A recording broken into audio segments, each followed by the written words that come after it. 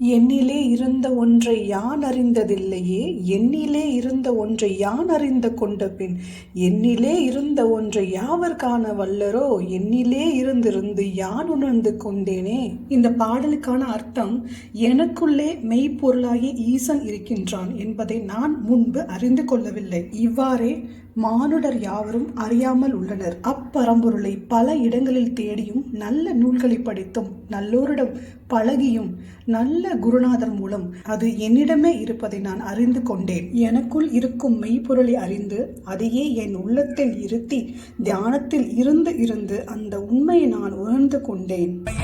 என்னிலே இருந்த ஒன்றை யான்